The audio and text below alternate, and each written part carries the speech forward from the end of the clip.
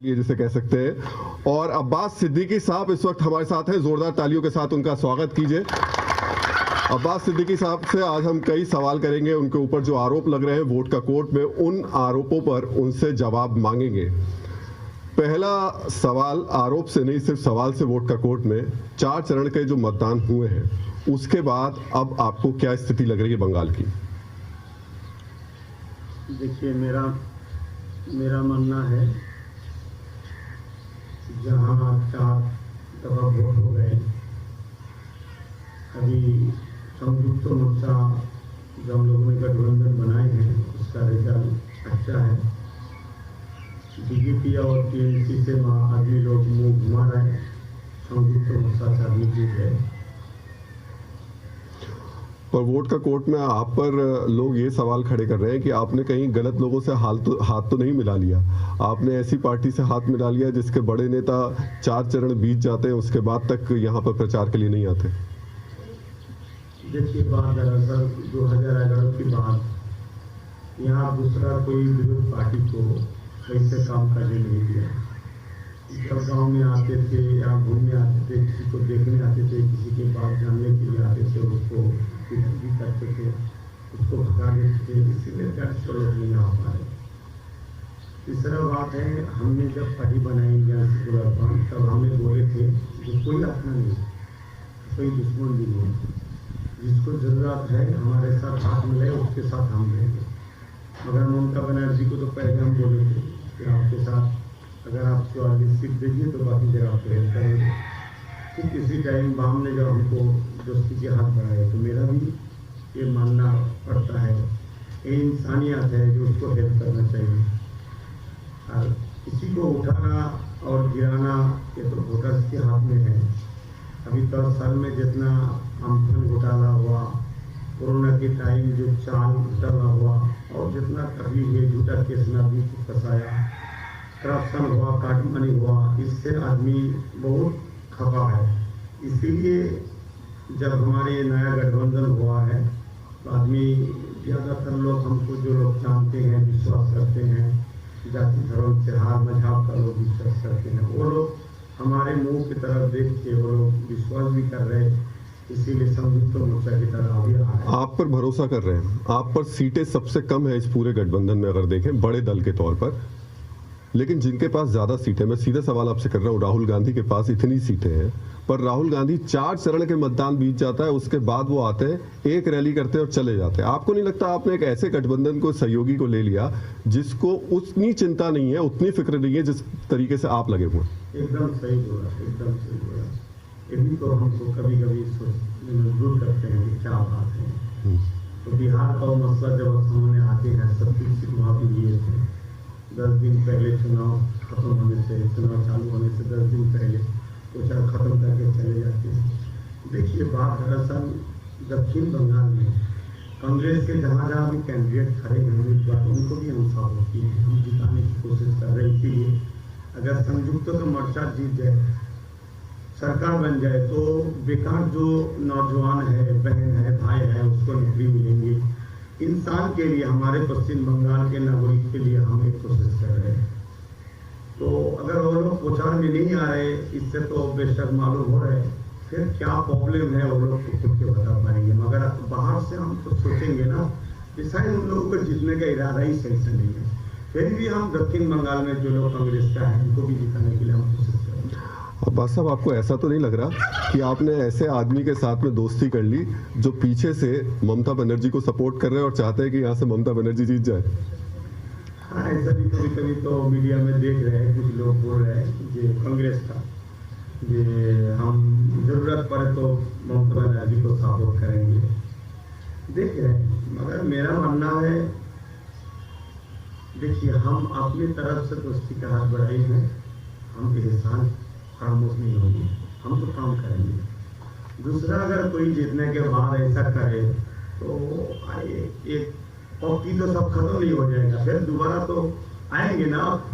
अब ये जो वोटर्स है ये समझा देंगे। पर आपको अभी से थोड़ा सा अंदेशा लग रहा है कि कहीं थोड़ा बहुत धोखा हो रहा है हमारे साथ में? देखिए, फिर भी अगर हम उसको पकड़ के चले तो हम आगे नहीं जा पाएंगे। तो जो कर रहे हैं इंसान के ऊपर छोड़ दीजिए, हम छोड़ना चाहते हैं, जो वोटर्स है उनके ऊपर छोड़ना चाहते हैं। वोटर्स के साथ कोई अगर धोखा दे, जैसा हालत ममता बनर्जी का हो रहा है, जो वोटर्स के साथ धोखा दिया, ममता बनर्जी को पसंद करके वोट दिए हैं, ममता बनर्जी बोले 293 सीट में हम हैं, जिसका वोट गया उसी को लूट रहे। ममता बनर्जी तो बोल रहे हैं हम क्या करें, वो लूट रहे। तो उसी हिसाब से हम विश्वास करके देखिए, गठबंधन में हम कांग्रेस को भी सपोर्ट कर रहे हैं, लेफ्ट और आईएसएफ मिलके भी सपोर्ट कर रहे हैं, लेफ्ट को आईएसएफ को भी सपोर्ट कर रहे हैं। अगर आईएसएफ का कोई कर्मी लेफ्ट के साथ धोखा दे, कांग्रेस के साथ धोखा दे, तो बाद में जो वोटर्स है तो नहीं छोड़ेंगे ना। तो और भी बताएंगे, एक दिन में तो सब कुछ खत्म नहीं हो जाता, दूसरा बात और मौका आते हैं तब हम। पर राहुल गांधी से आपकी कुछ बात हुई, कुछ कांग्रेस के बड़े नेताओं से बात हुई? आपने पूछा नहीं कि मैंने तो बड़े भरोसे के साथ आप लोगों से गठबंधन किया था, आप आ क्यों नहीं रहे मैदान में? देखिए, पहले से कांग्रेस बोल रहे हैं कि आईएस के साथ हमारा गठबंधन नहीं, तो खोल के बोलती है हमारे साथ गठबंधन नहीं। मगर हम सोच रहे थे कि हमारे जो लेफ्ट के साथ गठबंधन हुआ, लेफ्ट के साथ जिसने दोस्ती किया उसको भी हमारा जो सोच के उसको भी हम हेल्प कर रहे हैं। ये हमारा बड़ा मन की बात है। नहीं, मैं आपके मन की और आपकी मंशा पे तो बिल्कुल यकीन करते हुए दिख रहे हैं कि आप पूरी एक्शन में राहुल गांधी और कांग्रेस आपके लिए अब मुश्किलें खड़ी कर रहे हैं। देखिए, हम मुश्किलें ही सोचते हैं, क्योंकि मेरा मानना है कोई आए या ना आए, किसी को ना आने से हमारा कोई कमती हो ऐसा हम महसूस नहीं करते, क्योंकि हम जानते हैं वोटर्स ही आखिरी बात होते हैं।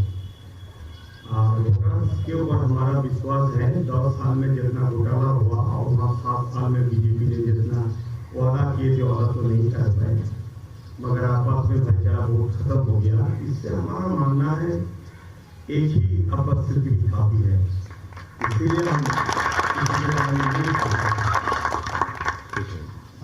आपके बुजुर्ग हजरत अबू बकर साहब का बहुत नाम है। माना जाता है कि ख्वाजा मोइनुद्दीन चिश्ती के बाद इस इलाके में सबसे ज़्यादा इज्जत किसी दरगाह की है, और आपके कहने से पब्लिक ओपिनियन बदल जाती है, यानी आपके स्थान के, आपके ठिकाने के। लेकिन क्या ऐसा है कि आपकी जो राय है वो उसमें आपके पूरे परिवार का बड़े बुजुर्ग जो थे उनके सारी औलादों के साथ हैं, कि आपके मुखालिफ भी कुछ लोग इस जंग में हैं? मैं मतलब सीधे अगर आपसे पूछूं तो ये कहा जा रहा है कि आपके परिवार में इस चुनाव में डिफरेंसेस हैं, इस बात को लेकर है कि आप एक संयुक्त मोर्चा के साथ में हैं और आपके परिवार के बाकी लोग ममता बनर्जी को सपोर्ट कर रहे हैं। देखिए, सबसे बड़ा बात है कोई बोलने से तो नहीं होता, जाके पूछना पड़ता है या किसके साथ है। कोई अगर बोल दे ये हमारे साथ सब है, उसमें सब है, तो सच नहीं है। दूसरा बात है, अगर हमारे बुजुर्ग की दुआ हमारे ऊपर नहीं होती, हम ये हमारा आस्था है, तो इतना आगे हम नहीं जा पाते। आज जहाँ आप खड़े हैं, हमारे अगर 5 बुजुर्ग हैं, उनमें से एक ही जिस दरबार में जिस जगह में आपको काम कर रहे हैं कि चाचा है हमारा, ये मुरब्बी है हमारा, मुरब्बी कहते हैं बुजुर्गों। तो ऐसा हम बोलना चाहते हैं, कोई है या नहीं है वो तो जाकर उनको पूछना पड़ेगा, मगर हमारे विश्वास है, हमारे ऊपर मेरे बुजुर्गों की दुआ है, इस दुआ से हम आगे जा रहे हैं। तीसरा बात है, पॉलिटिशियन से हमारे परिवार बहुत दूर रहते हैं, चुनाव में वोट डालते हैं, मगर कुछ परिवार से बहुत दिन से कुछ किसी ने पाम को भी कभी सपोर्ट किया है, कभी कांग्रेस को सपोर्ट किए थे, कभी टीएमसी को भी सपोर्ट अभी तक कुछ लोग कर रहे हैं। मेरा मानना है मैंने खुद पार्टी बनाए हैं, उससे जिम्मेदार ये आदिवासी सिंधुओं को दिए हैं, प्रेसिडेंट उसको बनाए हैं, तो उसको हम सपोर्ट कर रहे हैं। वो आपका एक बयान मैंने पढ़ा था, करेक्ट करिए गलत हूँ तो ठीक कर दीजिएगा, कि आपने कहा कि हम टीएमसी को जिताने का हमारा कोई जिम्मा नहीं है। ये सच है? आपने कहा था ऐसा? ये इसी बयान से मिलता जुलता वो असदुद्दीन ओवैसी को इंटरव्यू किया था मैंने 5-6 साल पहले, 2014 के इलेक्शन के ठीक पहले, तो उन्होंने कहा कि साहब मैं सेकुलरिज्म का कुली नहीं हूँ, सेकुलर फोर्सेस अपनी लड़ाई सेकुलरिज्म की लड़ें, मैं अपनी पार्टी बनाऊंगा, जो मैं चाहूँगा करूँगा और हम लड़ेंगे चाहे जहाँ। उनकी कैंपेन का हर स्टेट में जहाँ जहाँ उन्होंने सेकुलरिज्म के खिलाफ पोजीशन ली, वहाँ पे तो बीजेपी की सरकारें बन गई। तो कहीं आपका ऐसा तो नहीं कि बाय डिफ़ॉल्ट आप, क्योंकि आप एक हैसियत हैं, एक पावरफुल आपकी स्पिरिचुअल हैसियत है, यहाँ पॉलिटिकल भी है, तो कहीं ऐसा तो नहीं कि आपके अलग होने की वजह से उस ओवैसी साहब की तरह का ही माहौल यहाँ भी न बन जाए। मैं आपसे इस पर भी बड़ा सीधा सवाल पूछ ले रहा हूँ। वोट का कोर्ट में आप पर यह भी आरोप लगता है कि कहीं ना कहीं आप बीजेपी की बी टीम है, ये कहा जाता है, आरोप लगाया जाता है, इस पर आपकी क्या दलील है? देखिए, पहले हम बोलते हैं सर क्या बोलते हैं, क्या बोले हैं तो हमको मालूम नहीं, मगर हमको क्या जिम्मेदारी है कि ममता बनर्जी को जिताना पड़ेगा, इसकी बात हम पहले बोलते हैं। हाँ, जब हमारे सरकार हमारे लिए काम करेंगे तो हमारा फर्ज बनता है उसको साथ देंगे। 10 साल में जितना वादा किए तो वादा तो पूरा नहीं किया, फिर भी हमारा जो भाईचारा है उसको खत्म कर दिया। दूसरी बात है, हम आने से बीजेपी का फायदा होगा, तो जब हम नहीं देता 2019 में लोकसभा में बीजेपी को 18 सीट कैसे मिलता है, इसका जवाब खड़े देना पड़ेगा।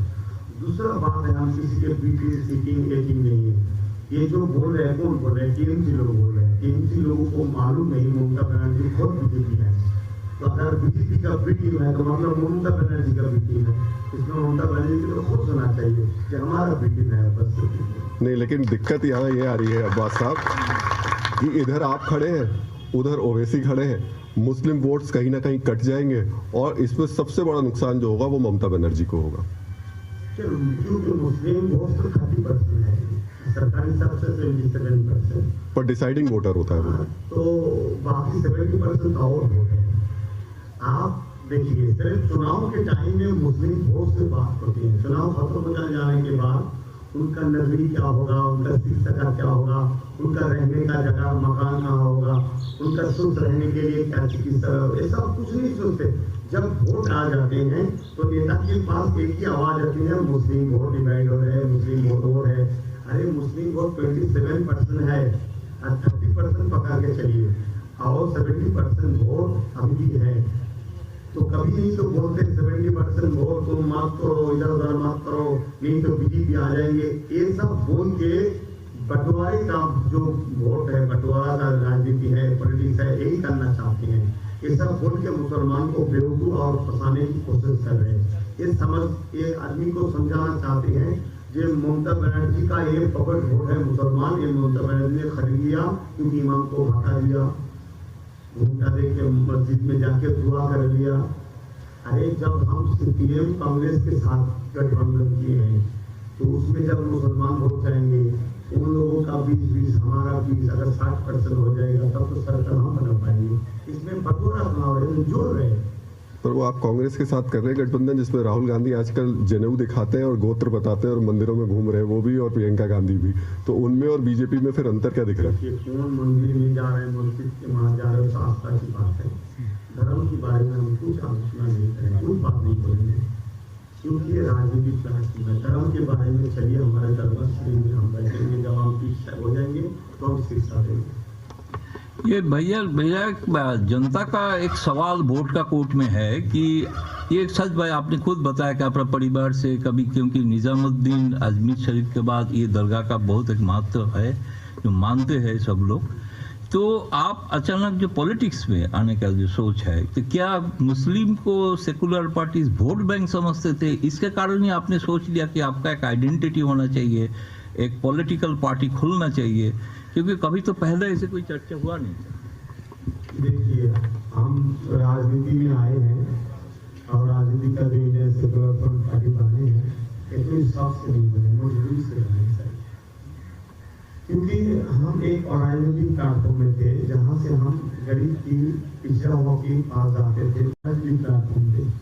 दूसरा, कोरोना के टाइम लाखों के घर में हम खाना पहुँचे हैं, मगर उस टाइम हमारे काज को कर्मी को देख के, कर्म को देख के वो टीएमसी के पार्टी को लोगों को गुजार हुआ, इसीलिए वो लोग उनको लूटने लगे, सामान को लूटने लगे।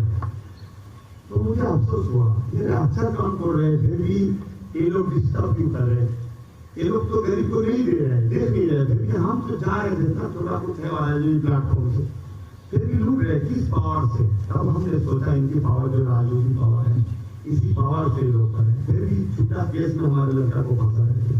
जंगल महल में हमारा कुछ आदमी से पहचान है, उन लोगों ने भी हमको बोले कि देखिए यहाँ माओवादी बोल के कुछ लोग को फंसा है। ऐसा एनआरसी के टाइम मैंने सीएम से बोला था, हमारे ममता बनर्जी सीएम थे, तो बोले थे जब आप एक काम करें सुप्रीम कोर्ट में जाइए, तो वहाँ एक इंसान के लिए नागरिकता जो बिल हो रहा है उसके विरुद्ध में आप केस करिए, क्योंकि इसमें गरीब इंसान फंस जाएंगे। तो उस रोज हमारे घर में 2:45 बजे हजारों पुलिस भेजेंगे। क्वेश्चन क्या है हमारा, हम तो पूछते हैं, बोलने का हक है हमारा। तो बाद में हमने सोचा चलो हमको भी इस गरीब को उठाने के लिए, इसकी जो अधिकार है इसको देने के लिए राजनीति के सिवा हम नहीं काम कर पाएंगे, इसीलिए हम। अगर संयुक्त मोर्चा बनता है तो क्या बंगाल में सीए और एनआरसी